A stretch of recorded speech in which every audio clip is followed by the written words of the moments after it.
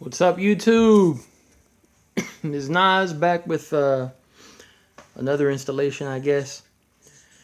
Wanted to show you guys something real quick before I went on any further with this thing. I went ahead and put in the 20% different springs in the front. I haven't done the back yet, and I figured I'd take this opportunity to show you guys why I replaced the stock springs with the ones from DDM. So the rear still has the DDM shocks on there. When the body's on it, see here, got the body, it's got the rear wheel attached to it, right? So it's got a little bit of weight in the back. Now,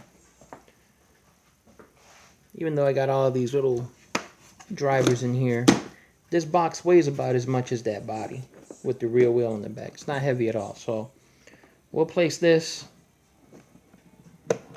right here. There we go. I just want to show you guys something. When you fully compress the shocks, they kind of stay there. They don't come back up.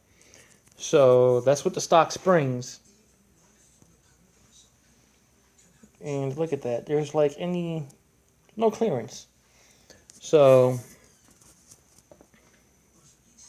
you know, you got them down there. They don't come back up. Now, when I lift it with my hand, see all that room on that shock that's left for it to extend up. See that? And that's how the front was too. The fronts were the same way. So let's show you the front now. I'll put this here again, mimicking a little bit the weight of the body. So I got the toolbox on the front now. These are the DDM stiffer shocks, springs, I'm sorry. Now, I don't know if you can tell from here, but they are a little thicker. And just look at this. Look at that.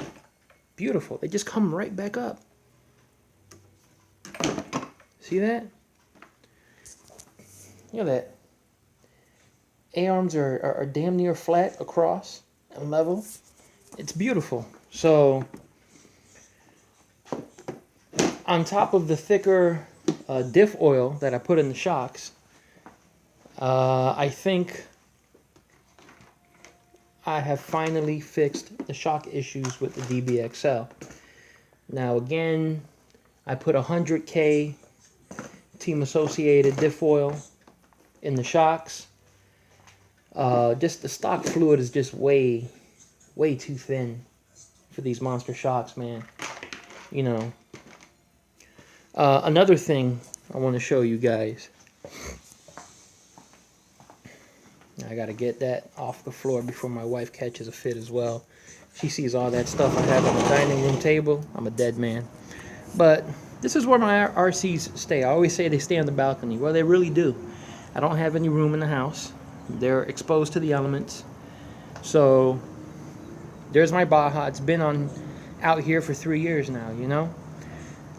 So through trial and error, I have found products that protect my RCs from getting rusty or whatnot. I mean, they pretty much just sit out here like a piece of lawn equipment, you know. Silicone oil works great on preventing rust and oxidation on the aluminum parts. You know, water really doesn't get to them when it rains. Those spots that you see there on the balcony is about as far as the water comes in. But they do catch some of the mist, you know. So I got to try and come up with some type of cover or something that I can use to cover these bad boys up. But yep, with that being said, the Bartolone pipe on the DBXL was starting to rust. Now I figured, you know, waxing and well, polishing and then waxing with a thick application of Carnauba wax was going to keep it from rusting, but no. Now, I like the raw look, you know. But as you can see, all those little spots, all those little dots was rust starting to come in. So I just did some thinking and I said, well, what do I have in my box that I can use? Well, I do have the stock. Oh, where is it? Here it is. Yeah. The stock 2-cycle oil from HPI that came with the Baja. Never used it. And I figured, well, it's oil. Oil prevents rust. So I put a thin coating of this 2-cycle oil all over the pipe. I just dabbed it on the tip of my finger and just rubbed it all in, all over the pipe, all over. And put it back out there, and it just literally stopped the rust in its tracks. Now, when I turn it on, I know it's going to heat up. It might smoke a little. It might leave some residue on the pipe once I'm done running. That's fine. I don't mind my pipes looking like this. I don't mind the pipe looking dirty. I don't mind the pipe having some burn marks on it from the oil. It is what it is. As much as I love the bling, I also love the dirt and the tough look of things that have been used. You know? Like, when you open up the hood, you know, I used to have a 89 Trans Am GTA 383 stroker.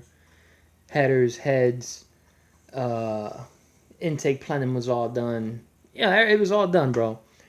And, you know, the stainless steel headers after a while started not looking all so pretty anymore. But I love the look of it, man. I loved it when that used look, that look of, yeah, you know, I've been running and I can do it, you know. Hard to explain, but I like the used look, if you know what I mean. I did have to trim the body a little bit to accommodate for this. This was hitting on the cage, and this edge here was also hitting on the cage. So I did some trimming. It's not the best trim work in the world, but there you can see it. And for the pipe, oops.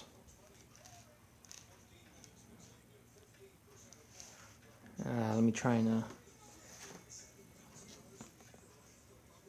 there we go. There's a notch I put in for the pipe. That's a beautiful fit right there. That notch came out real nice too.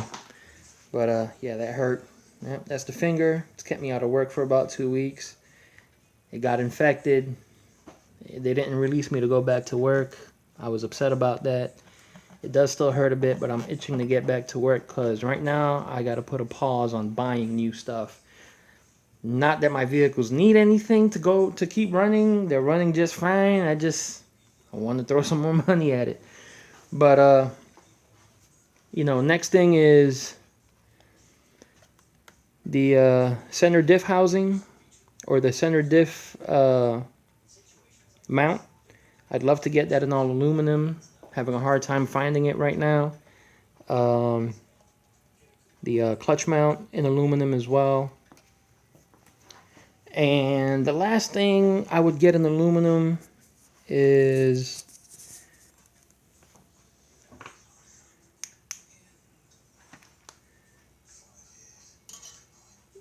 that center drive shaft mount. This is not the original one.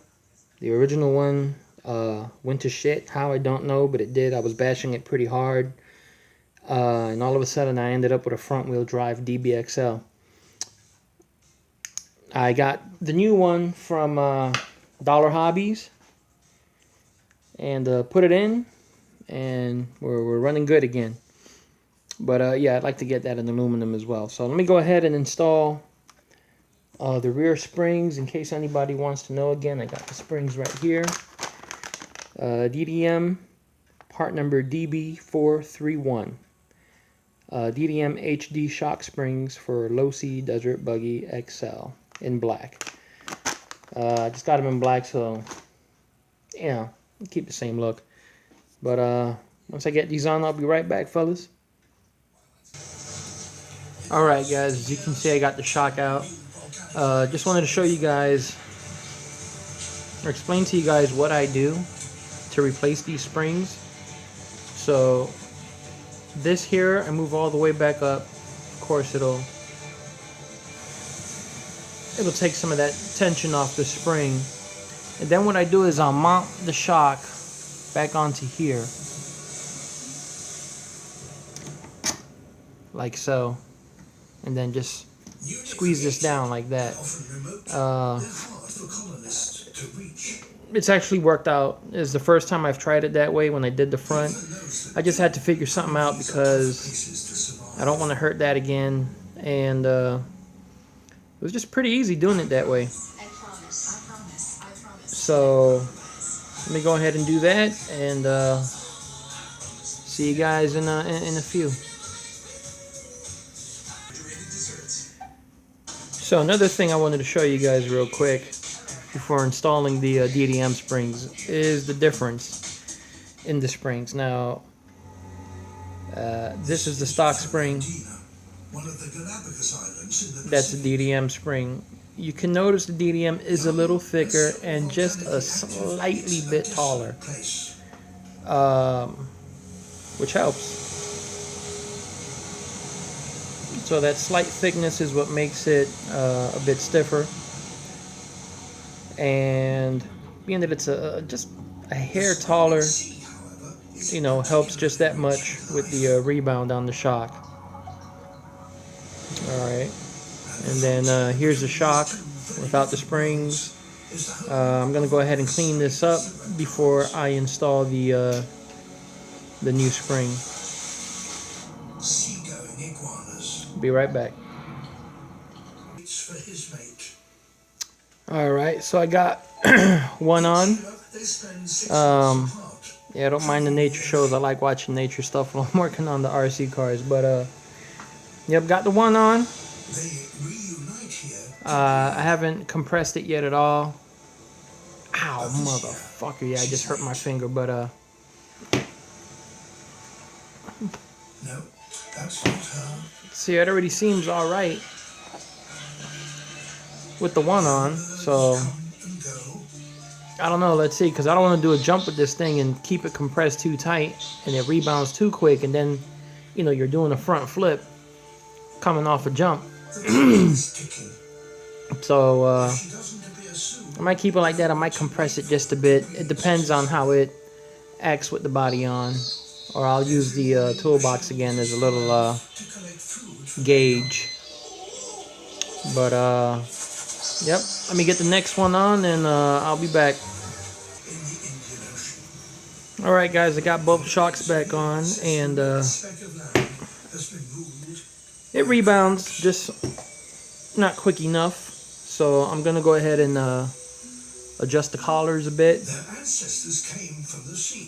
And once those collars are adjusted, I'll get back to you guys and see how it rebounds. Alright, I got them adjusted. I've got the box on it. They're adjusted about 3/4 inch down from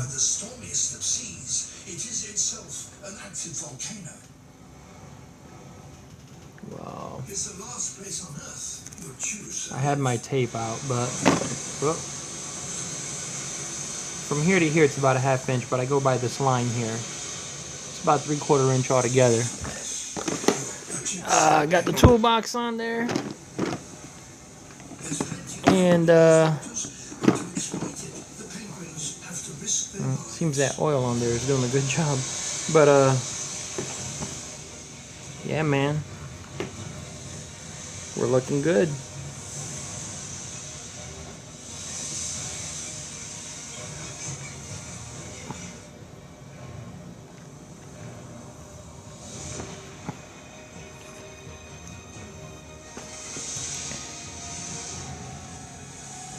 A-arms are almost level. A lot more room. So that's it. I actually bought some stuff at Michael's for the DBXL.